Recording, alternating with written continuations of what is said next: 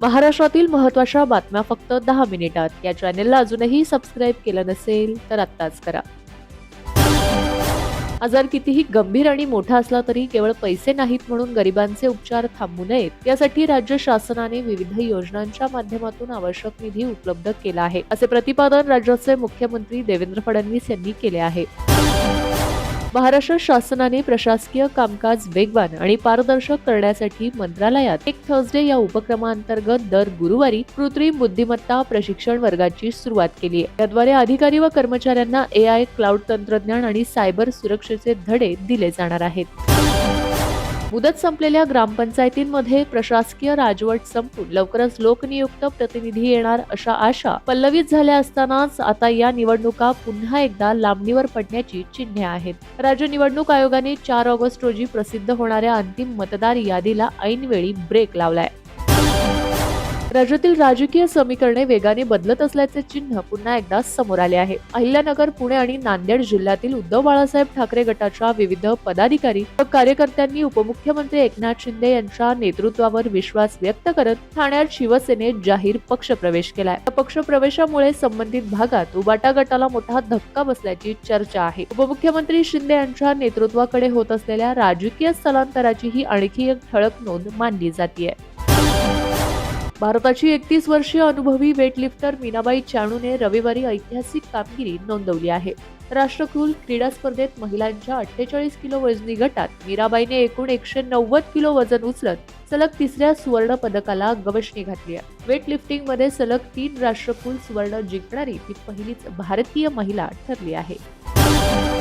भारतीय क्रिकेटचा नवा सुपरस्टार ठरत असलेल्या वैभव सूर्यवंशीने आणखी एक ऐतिहासिक पराक्रम आपल्या नावावर नोंदवलाय. आंतरराष्ट्रीय क्रिकेटमध्ये पदार्पण करून अवघ्या 22 दिवसातच त्याने सचिन तेंडुलकरचा तब्बल 34 वर्षांपूर्वीचा विक्रम मोडत भारतीय क्रिकेटच्या इतिहासात आपलं नाव नोंदवलं आहे. 15 वर्षे 121 दिवस वय असताना वैभवला प्लेअर ऑफ द मॅच आणि प्लेअर ऑफ द सिरीज हे दोन्ही पुरस्कार मिळाले आहेत. त्यामुळे तो भारताकडून सर्वात कमी वयात हे दोन्ही मानाचे पुरस्कार जिंकणारा खेळाडू ठरलाय. याआधी हा विक्रम सचिन तेंडुलकरच्या नावावर होता.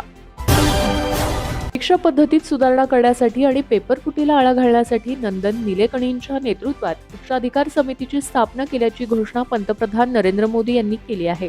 जुलै महिन्यात 3ऱ्यांदा तरुणाईशी रीलद्वारे थेट संवाद साधत पंतप्रधान नरेंद्र मोदींनी ही माहिती दिली आहे. आधार प्रकल्पाचे प्रमुख शिल्पकार आणि प्रसिद्ध तंत्रज्ञान तज्ज्ञ नंदन निलेकणी यांच्या अध्यक्षतेखाली उच्चाधिकार समिती काम करणार आहे. देशातील परीक्षा पद्धत अधिक पारदर्शक, सुरक्षित करण्यासाठी ही समिती स्थापन करण्यात आली आहे. रत्नागिरी जिल्ह्यातील गुहागर तालुक्यातील ऐतिहासिक आणि राज्य संरक्षित स्मारक असलेल्या गोपाळगड किल्ल्याला अखेर शासकीय संरक्षणाचे कवच मिळण्याची प्रक्रिया सुरू झाली आहे. किल्ल्याची जागा खासगी मालकीची असल्यामुळे पर्यटकांना अनेकदा अडचणी व गैरवर्तनाचा सामना करावा लागत होता. या पार्श्वभूमीवर पुरातत्व विभागाने किल्ल्याची जमीन शासनाच्या ताब्यात आणण्यासाठी भूसंपादन प्रक्रिया अधिकृतपणे सुरू केली आहे. या निर्णयाचे इतिहासप्रेमी आणि पर्यटकांकडून स्वागत होत आहे. राज्यात गेल्या काही दिवसांपासून पावसाचा जोर कायम असून कोकण, पश्चिम महाराष्ट्रातील घाटमाथा तसेच विदर्भातील अनेक भागात हलक्या ते मुसळधार पावसाची सरी कोसळत आहे. भारतीय हवामान विभागाने आज पुणे जिल्ह्याच्या घाटमाथ्यासाठी मुसळधार पावसाची शक्यता लक्षात घेऊन रेड अलर्ट जारी केलाय. दरम्यान रायगड, रत्नागिरी आणि सातारा जिल्ह्यांच्या घाटमाथ्यावरही अतिजोरदार पावसाचा अंदाज व्यक्त करण्यात आला असून या भागांसाठी ऑरेंज अलर्ट जारी करण्यात आलाय. देशभरात गाजलेल्या नीट पेपरफुटी प्रकरणाच्या पार्श्वभूमीवर केंद्र सरकारने सार्वजनिक परीक्षा प्रणाली अधिक पारदर्शक आणि सुरक्षित करण्यासाठी सार्वजनिक परीक्षा सुधारणा विधेयक लोकसभेत सादर केले आहे.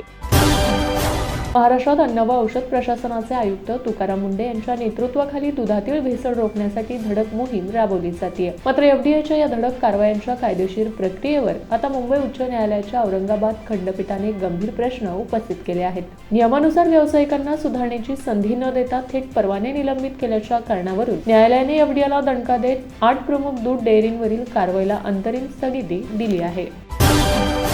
उजनी धरणातून भीमा नदीत 6,600 क्युसेक वेगाने विसर्ग सुरू करण्यात आलाय. त्यामुळे नदी पात्रातील पाणी पातळीत वाढ झाली असून भीमा नदी काठच्या गावांना सतर्कतेचा इशारा देण्यात आलाय. पाणलोट क्षेत्रात सुरू असलेल्या पावसामुळे उजनी धरणातील पाणी पातळी 94% पोहोचली आहे.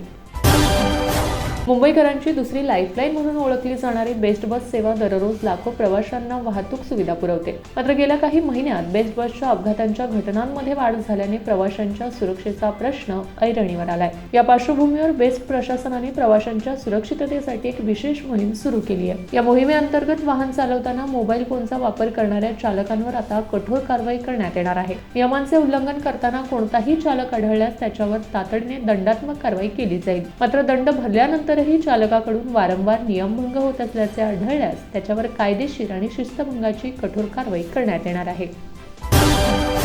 माळशेज घाटातून प्रवास करणाऱ्या वाहन चालक आणि प्रवाशांसाठी महत्त्वाची बातमी आहे. मुसळधार पावसामुळे माळशेज घाटामध्ये रस्ता खचल्याची घटना घडली आहे. या घटनेमुळे माळशेज घाटातील वाहतूक पूर्णपणे बंद करण्यात आली आहे. माळशेज घाट मार्गे मुंबईकडे जाणारी सर्व प्रकारच्या वाहनांची वाहतूक पूर्णपणे बंद करण्यात आली आहे. जिल्हाधिकारी जितेंद्र डुडी यांनी ही माहिती दिली आहे. त्यामुळे नागरिकांनी पर्यायी मार्गाचा वापर करण्याचे आवाहन करण्यात आले आहे.